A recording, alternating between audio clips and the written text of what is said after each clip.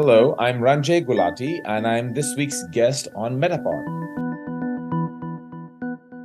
This is MetaPod, where we unpack the web's most interesting podcasts and the stories behind them.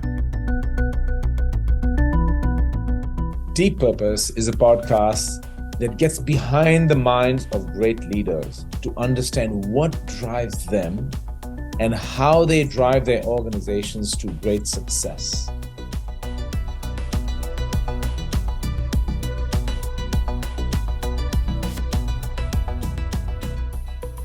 Hello and welcome. This is Wendy, your host on MetaPod. Thanks for tuning in for another episode about an interesting podcast out there you might not know about yet, or one you already know and love.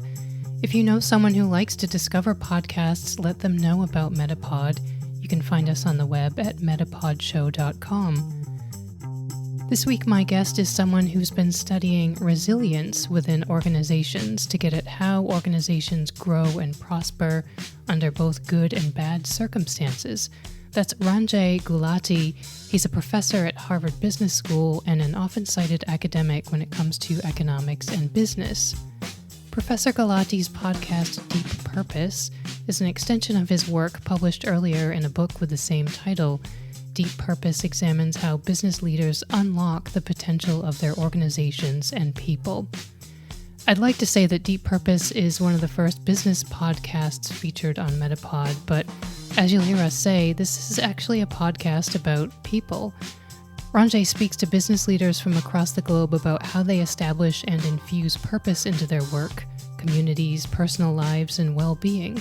You don't need to be interested in business as you might ordinarily think of it to enjoy these conversations.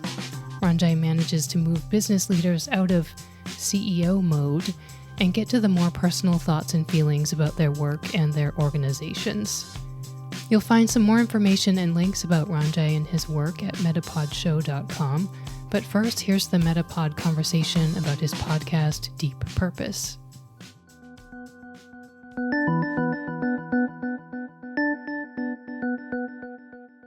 Welcome to MetaPod, Ranjay. Thank you for joining me to talk about your new podcast, Deep Purpose. Thank you, Wendy. It's my pleasure to be here with you today. Deep Purpose, the podcast, has its roots in a book, from what I understand, and the book has the same title. For those of us who are not familiar with your book, could you tell us about it briefly and also how it's related to the podcast? The book and the podcast share some common themes. The original theme was really I was trying to understand how do organizations do great things and how do leaders do great things in organizations. What I call unlocking potential, and some organizations are able to do extraordinary things and for a long period of time. And in that exploration, I came to realize that some of them really leverage what came to be called deep purpose. They take an idea or an ideal called purpose. They not only turn it into a mission statement, but they really embed it into the DNA of the organization. It becomes a framework through which everything gets done.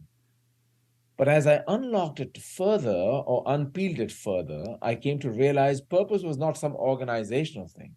It was the thing that leaders themselves applied to themselves and encouraged others to apply to themselves. I looked at sports coaches, I looked at business organizations and other organizations, and great leadership was really putting purpose to work, really where individuals understood their own purpose and came to work and showed up in a different way. And suddenly I came to realize that purpose was this huge unlocked possibility that created possibility in which individuals transformed how they thought about work and also how they thought about themselves and also how they thought about their organizations. I'm curious, are these special people, or do you think that anyone can learn to think and act in ways with regard to purpose that are deep?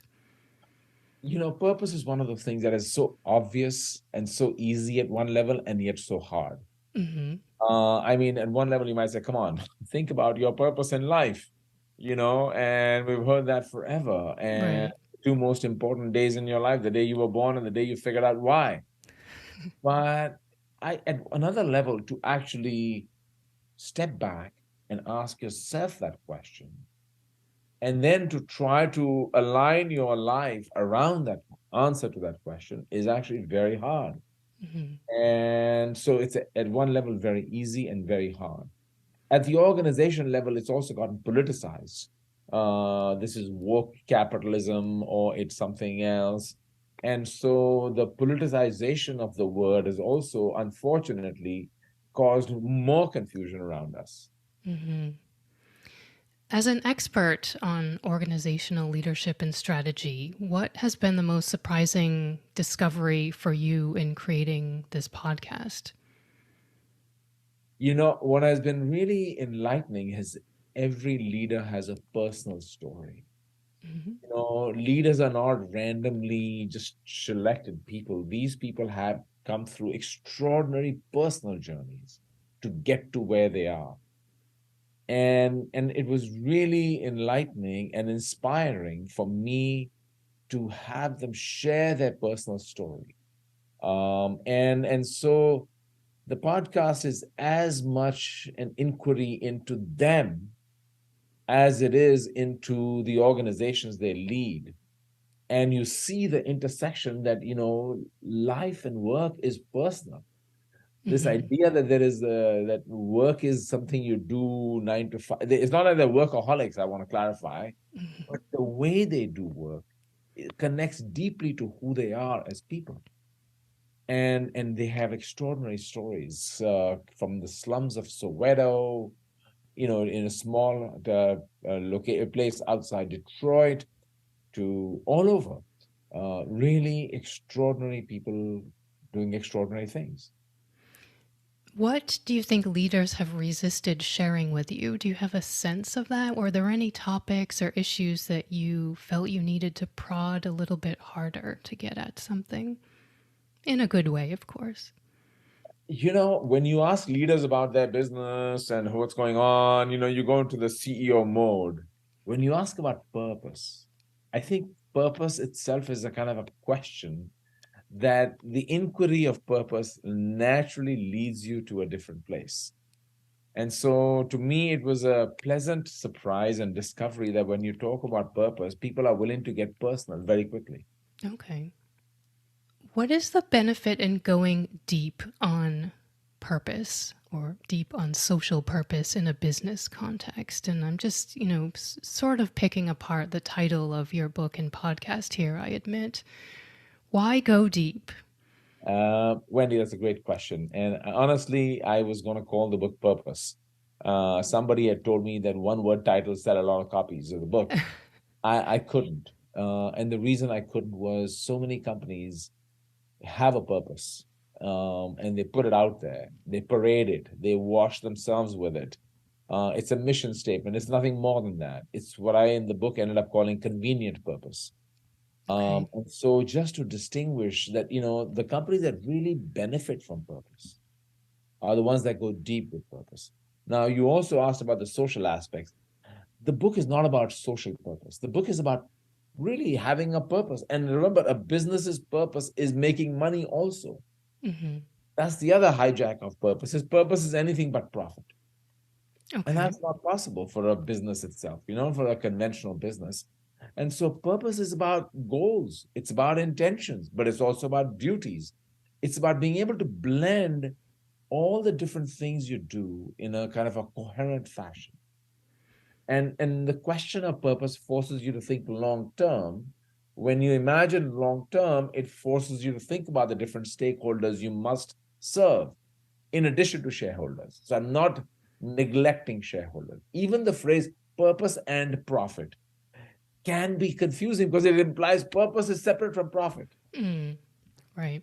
right? I actually like performance with purpose as a Okay. much more accurate phrase because it is saying that, purpose is integral to performance on all dimensions, social and commercial performance. And what are the risks of going deep on purpose? Can a company go too deep? That's a great question. In one of my chapters, I talk about the messiness of purpose. And the messiness of purpose is that purpose forces you to confront trade-offs, which you have to make, like commercial goals and social goals, right? Commitments to my shareholders, but commitments to my employees and to the planet and my communities. What am I committed to? How do you make those trade-offs and choices? And purpose gives you kind of a frame. It doesn't answer the question. Nobody's going to help you answer the trade-off question, but it's going to give you a framework within which you can look at the question. I don't believe that there is some kind of negativity of going too far with your purpose. Okay. I think here's what you can do, which I think is a potential pitfall, is that periodically you need to do a refresh of your purpose. And if you take your purpose so as sacred that, it can never be changed. Kodak being in the film business, we make money selling film. Or somehow that's woven into their purpose that, we bring great things to life through our film. And understand, or Blockbuster saying we bring entertainment to your home through our stores. Sometimes you have to be willing to say it's time to look at our purpose in a new way. How do we modernize our purpose for the present times? So it's not just looking back, but also looking forward. So I would consider that as a potential kind of area that one should be cautious about. Are there any good arguments for staying shallow, so to speak, not going too deep? Some people find that purpose is a kind of a commitment. You're putting an anchor down, and I don't want to do that. It ties me down. I want to and I think that's really I don't think that's the right way to think about it. In turbulent times, you need North Stars. Ancient mariners, even in the times of really turbulent seas, needed a star to point to, saying, where are we headed? And remember, purpose is not rules. Purpose is like principles. It gives you an orienting framework. It's not telling you you have to do this. It's not like here are 10 things you got to do, or 15 things you got to do, or 20 things you got to do. If anything, I've heard that, it's comforting and stabilizing to have that. To come back to a word you used a few minutes ago, the politicization, too much politics coming into social issues, I suppose, or perhaps corporate social responsibility. You have an interview with a leader at Unilever, I forgive me for forgetting his name at the moment, and I think what struck me about his conversation was his talking about the future of work and really working with people's preferences and needs for flexibility. And I think it's an example of, you've just used the word messy there as well, where I think there's demand on the business side as well as the individual side to have something that together works. To come back to and they are making that work, it sounds like, but to come back to the political issue, I mean, are there situations, and I must admit I'm looking at the US from Europe, are there business situations where there is too much influence on an issue that impacts individuals or segments of society? And two examples I've come up with are abortion and firearms, and how those may enter any kind of business or corporate space, so to speak. So you make an excellent point, Wendy. There was a time when businesses could sit on the sidelines of all social issues and say, that's not my purview. We're here to make money. We sell products and services. And, why do you want me to weigh in on Black Lives Matter and abortion issues and gun control issues? I mean, that's not my kind of thing, I'm here selling soap and shampoo, right? And for the long, and only a few people would get involved and stake out, mostly because a founder had a strong stance and didn't care of the consequences of it. I think today now, increasingly, society is putting business leaders in a corner and saying, not society, I would say employees, customers, communities. I mean, you look at what in Georgia, Delta Airlines had to take a position on election issues. They were like, or in Florida, Disney had to take a position on the issue.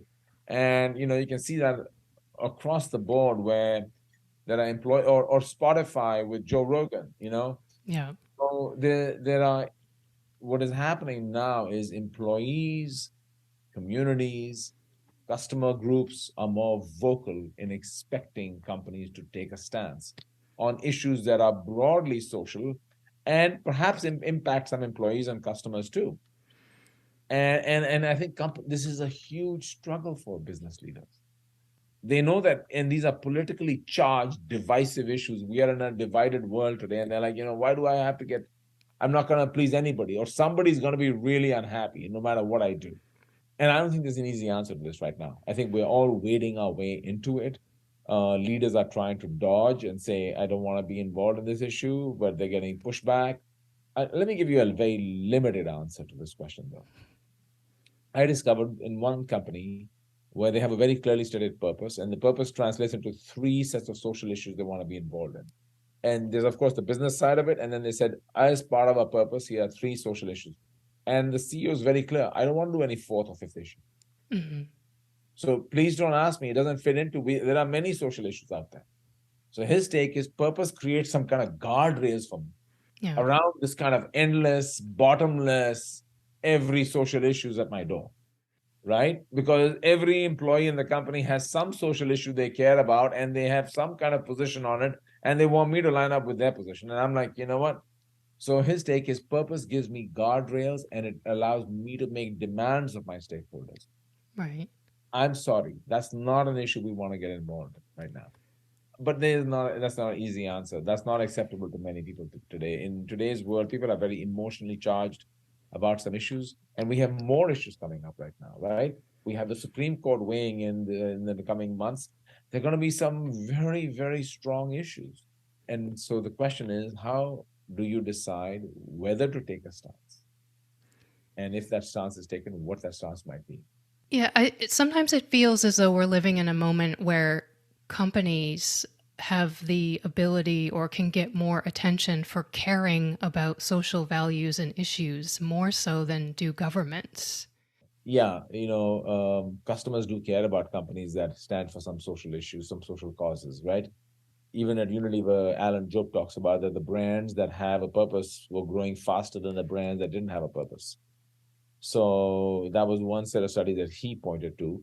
But there's a lot of work on purpose branding these days that, it's hot ticket. So companies talk a lot about how because what does it elicit in the customer? It elicits a sense of trust, a sense of caring, a sense of community minded, and hopefully that'll translate into better, nicer products, and that they're going to do good by me, right? I want to buy from you, and I want to be, and there's an affiliation effect also. So all that is, I think, is fair. I think the other part to your question is that in some instances, businesses are better positioned to do social things than governments. They have resources, they have access, they have, they are able to get things done. And I think we shouldn't forget that businesses, large ones in particular, but even smaller ones, they have access into social systems that allows them in many ways to do something. I'm not saying they're going to replace government. This is an ongoing debate, right? That businesses should not poke their nose in social issues because that is the purview of the government. They're unelected officials. They're undemocratic. They're redistributing shareholder money to people they choose to give it to. That's not their money to give. Why are they doing it? Penalizing shareholders and doing anti-democratic things, even like undemocratic things. So, but if they don't do some of those things, nobody's going to do them. To bring up consumers for a moment, do you think there are changes that consumers would like from certain industries that maybe relieve them, the consumer, of a tough choice or a bad conscience? And I have a few examples. I mean, personally, I will say I work in the travel and tourism industry, and there's a few things I've seen and I hear. One would probably be in the airlines, maybe consumers saying, just put the carbon offset in the fare so I don't have to think about it. It's there. I don't need to be bothered with the choice, and I don't have to face the shame involved with using this product at this moment in time, flying. I think another example might be tourism on the ground, companies choosing not to work with animals or work in certain communities where there may be a questionable, balance of power or effect or impact on the community. And, the company coming out and saying, we're not going to do that anymore as a matter of course. And it sort of leaves the consumer with this sense of relief, I think, that what they might purchase with that company just will line up with their social values. In your conversations with leaders, I mean, how much are they factoring in those sorts of subtle consumer desires?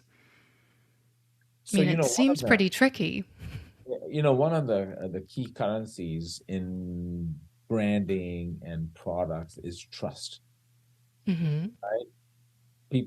Companies spend decades trying to earn customer trust, right? Johnson and Johnson, I trust Johnson and Johnson, right? Or I trust XYZ. And being able to demonstrate that, you are not a transaction, right? And I think in that frame, I'm going a little higher, larger framework that, we are not a transaction trying to economize and optimize for you. So that's one side of the story. The other side of the story, though, however, on the other side is the pull saying that, we are in an economic exchange and I want to find value for money. If I'm flying on an airline, I want the cheapest fare. Right. Oh, by the way, thank you for the free carbon offset. Right. And so I think this is a tension that exists in the framework of business, where we want transaction, but we also want relationship, right? We want good deals, but we also want good deeds. And I think it creates a challenge for companies, even like a Unilever, right? Or others. An airline might say, okay, I'll offer carbon offsets in the fare, but my fare is now 10% higher than others. And okay, I got some of the people who really care about that, but then I have others who are like saying, why would I pay 10% more? Right. I'm just going to go with the lowest fare. I think this is a real challenge for businesses. Some people try to do. That's why we end up with another thing, which is the win-win. Do good and do well. So I'm going to find ways to do good things that doesn't cost me any money. And that way I can do good and do well at the same time. So you see what I'm saying? It's this tension. It's a tension. It's not there's no easy answers. And there is plenty of work on purpose branding I mentioned to you earlier that suggests that, there are definitely benefits of doing this, but then there are costs as well. And the question is, do the costs and benefits, how do they stack up? Right. In the world of hard commerce? And some companies take a principled stance. I mean, you look at Patagonia. Patagonia is an extreme example. I don't want to use it as mainstream, but when you can charge $300 for your jacket, you can afford to, you've carved out a niche for yourself as that company, and but your pricing is also ultra premium. You're not saying I'm selling affordable jackets for the poor people. Right. So that is the way I think one would think about it. What's the most positive thing that you think people should know about the purpose-driven work of the leaders that you've spoken to so far? It's amazing. Purpose is an individual construct. It means doing something that is at once meaningful to the self and consequential to the world beyond the self. And purpose unlocks humanity in us. Purpose unlocks happiness. Purpose unlocks fulfillment. There's data showing that not only are people who are purposeful more productive at work and more loyal and committed and all that good stuff, but purpose has health outcomes. Okay. Longevity, health outcome, chronic inflammatory diseases, anger management, risk of stroke, heart disease. Purpose is good for you. Okay. Forget going to the gym or eating your vitamins. Get yourself a purpose. You heard it here, MetaPod listeners. Purpose is good for you. So that's what I would have learned. Okay, that's interesting. And what do you have coming up for listeners on the podcast? I deliberately went global on this podcast Yeah, because that's I didn't great. want to interview almost none of the CEOs in this series are featured in my book. Okay. This was a post-book project Mhm. to say I didn't capture everybody in this context, and I didn't spend enough time probing their personal story. Okay. I wanted to know, who are these people? Why do they do it? Are they doing it for commercial pressure? It'll help our brand, it'll help our shareholders, or we can do this, that, and the other. It's been so inspiring. You're going to hear Sim Shabalala, the CEO of the largest bank in Africa, Standard Bank, right? You're going to hear from Dylan Pillay, CEO of Temasek, the sovereign wealth fund in Singapore. You're going to hear from Anand Mahindra. You're going to, in India, conglomerate CEO and chairman. You're going to hear from Wood Staton, the largest McDonald's franchisee in the world. You're going to hear from David Velez, the founder of the largest digital bank in the world. So you're going to hear from, and others. I haven't even spoken about others. Each of them brings their own kind of distinctive personal story about how did they get to be who they are in the first place, and why was this thing, purpose, so important to their own personal journey, and then how did it translate into what they do at work, and why has it been both fulfilling and highly profitable? Is your Meaningful. story included as well? You're going to get trickles of my story in there as well. Okay. You're going to hear me talk a little bit about my purpose as well, because a few of them pushed back at me and said, Professor, what about you? Very good. And so you're going to get trickles of me in there as well. Well, it's a great podcast that I've listened to, the episodes I listened to so far, and I think anyone can listen to it. You don't need to have an interest in business per se. I think that's the nice part about it. So Thank you for that, Wendy. That was my goal. I didn't want this to be a business podcast. It's really a life podcast. Work happens to be part of life. And so it really is a life podcast about how we can think about ourselves, what we do at work, what we do outside work, and how all those things come together in some meaningful way. Great. Well, Ranjay, it's been a real pleasure and privilege to talk to you about deep purpose. And thank you so much for sharing your insights from your work. And thank you for joining me on MetaPod. Thank you, Wendy. It's a pleasure to be here with you today.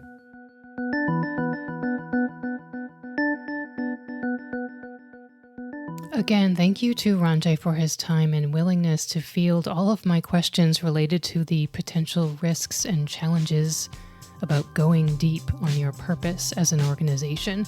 You'll find a link to one of the conversations we referred to here. That's with Unilever CEO Alan Jope. You'll hear Jope's ideas about how the workforce will be structured in the future and whether mayonnaise has a social purpose. So you can go to metapodshow.com for more info, and please share this episode on social media or directly with someone who might be interested. You can follow MetaPod on Twitter at The MetaPod Show and Facebook and Instagram at MetaPod Show. As always, thanks for listening. See you.